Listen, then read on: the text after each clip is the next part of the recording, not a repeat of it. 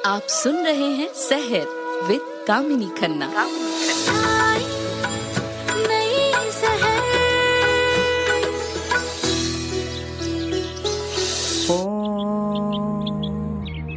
विष्णु को प्यारे शिव जी को प्यारे हैं श्री राम।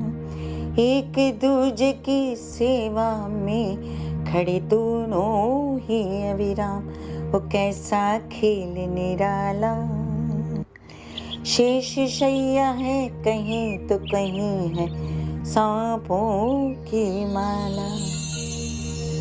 देवी देवता भी एक दूसरे से प्यार इज्जत आदर करते थे और हम तो इंसान हैं, हमको तो एक दूसरे की मदद चाहिए होती जैसे देवी देवताओं को चाहिए होती थी। जब कोई संकट आता था तो लोग पहले विष्णु भगवान के पास जाते थे और फिर उसके बाद शिव जी के पास जाते थे, स्तुति करते थे, प्रार्थना करते थे। वहाँ भी काम ना बने तो माता रानी के पास जाते थे।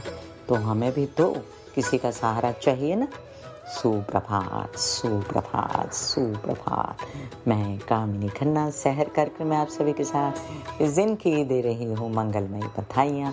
बधाइयाँ जी बधाइयाँ। आइए जानते हैं कि आज है 2 नवंबर 2023। चंद्रमा मिथुन राशि में अहोरात्र नक्षत्र है, राहु का आराद्रा देर रात्रि तक और शुक्र कन्या राशि में देर रात्रि को प्रवेश करने वाले हैं। थोड़ी ही देर में हम जानेंगे मेष से लेकर मीन राशि पर क्या असर होगा। प्रथम चरण में शुक्र के कन्या राशि में प्रवेश करने का इसी तरीके का असर हम जानेंगे 2 चरणों में कि शुक्र कैसे इफेक्ट कर रहे हैं सभी राशि वालों को। मेष राशि, आपके लिए शुक्र नीच के हो चले, इस बात की आपको चिंता है कि धन खराब ना हो और आप याद रखें कि लोन्स ना लें ना दें और साथ साथ में गलत फैसले ना लें किसी भी प्रकार के मामा पक्ष के लिए या अपने बैंकिंग रिलेटेड व्यवहारों के लिए। वृषभ राशि, आपके लिए आपके लग्नेश है शुक्र नीच के होकर जब दिमाग पर पंचम में बैठते हैं तो गलत डिसीजंस ले लेते हैं और आप परेशान हो जाते हैं कि बच्चों के लिए अपने लिए कैसे आगे बढ़ूं, वीज़ा कैसे लगे। तो घबराइए नहीं, थोड़े दिनों की बात है, सब ठीक हो जाएगा। बुध की स्थिति अच्छी है, आपको इतना घबराने की ज़रूरत नहीं है। मिथुन राशि, आपके लिए अब देखिए कि आपके पंचमेश हैं शुक्र और अपने से 12वें आते हैं तो बच्चों के ऊपर खर्च, अपने व्यवसाय पे खर्च, विद्या पढ़ाई पे खर्च दिखाई देता है और फिर घर में बेचैनी या कोई हेल्पर का छोड़ के चले जाना, वाहन की कोई खराबी, इसमें पैसे खराब ना हो, ध्यान रखना है। कर्क राशि, यात्रा पर निकले तो संभल के निकलें, पराक्रम उत्साह कम लगता है, लेजीनेस लगती है, पैसा कम है तो अपनी माता के पैर छुएं और शुक्र जनित उपाय करें। सिंह राशि, आपके लिए शुक्र का कन्या राशि में जाना मतलब आपका धन संचित निकल जाना। इस बात से आपको आश्वस्त रहना है कि निकाले ना और आपके साथ साथ आपके परिवार से सब रिश्ते आपके अच्छे बने रहें, आपकी जुबान से कोई गलत शब्द ना निकले।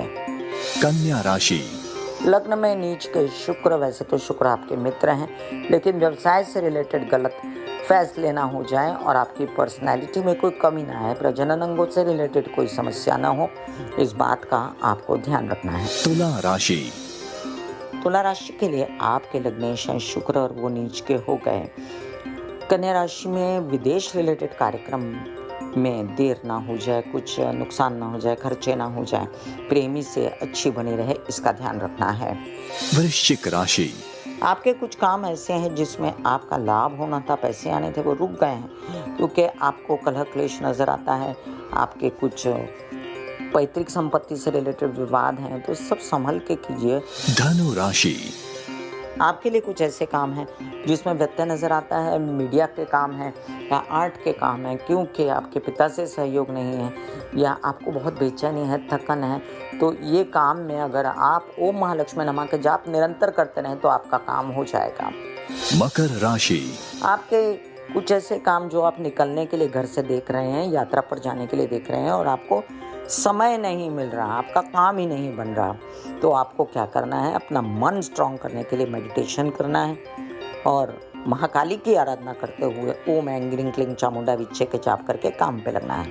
कुंभ राशि, प्रजनन अंगों से रिलेटेड कोई समस्याएं हैं तो संभल के कोई भी काम पे ज़्यादा खर्चा नहीं करना है और अपना हाल चाल बिल्कुल ठीक रखना है, विवाहित जीवन में भी, व्यावसायिक पार्टनर के साथ भी। मीन राशि, विवाहित जीवन के पार्टनर और व्यावसायिक जीवन के पार्टनर के साथ अनबन नहीं करनी है और अपना कार्यकाल जो भी है व्यवसाय में उसको आगे तक देखना चाहिए कि आप कैसे बढ़ाएंगे तो अभी के फैसले सही हो जाएंगे। सुखों के देवता, प्रेम के देवता, आकर्षण के देवता, हर प्रकार की मौज मस्ती मजा के देवता शुक्र हो गए नीच के।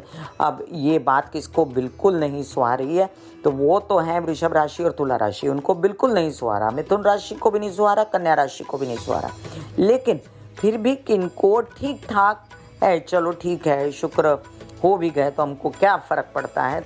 तो वो राशि है सिंह राशि जिनको खास कुछ फर्क नहीं पड़ता और धनु राशि जिनको खास कुछ फर्क नहीं पड़ता। फिर भी आप ओम महालक्ष्मी नमः के जाप करते रहें जिससे आपका जीवन सुचारू रूप से चलता रहे। आइए अब शुक्र के लिए मैं उपाय बताती हूँ, वो लोग उपाय करें जिनके लिए शुक्र कारक है। आप महालक्ष्मी के मंदिर विजिट कर सकते हैं, आप पहन सकते हैं हीरा, या आपके पास अगर इतना धन ना हो हीरा लाने के लिए तो आप जिरकॉन यानी जरकॉन पहन सकते हैं, अमेरिकन डायमंड पहन सकते हैं। गुरुवार तक उसे जल में भिगोएं, गंगा जल में, और शुक्रवार के दिन सुबह ओम महालक्ष्मी नमः के 108 जाप करके अपनी रिंग फिंगर में पहन ले।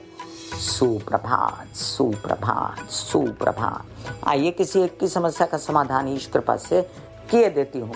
कौस्तुभ जी मुलुंड मुंबई से लिखते हैं, 1 साल से पढ़ाई में मन नहीं लगता, गलत संगत में पड़ गया हूँ, उपाय बताएं, बहुत परेशान हूँ।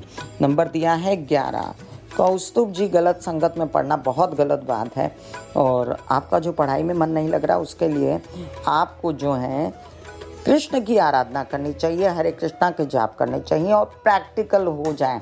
गलत संगत धीमे धीमे छोड़ दीजिए, सुबह जल्दी उठिए, रात को जल्दी सोएं, ओम के जाप करें, सूर्य के आगे अच्छी किताबें पढ़ें, अच्छा साहित्य पढ़ें, मोबाइल पे कम रहें। हो गया जी इनकी समस्या का समाधान। फिर मिलूंगी इसी कार्यक्रम में जिसका नाम है सहर।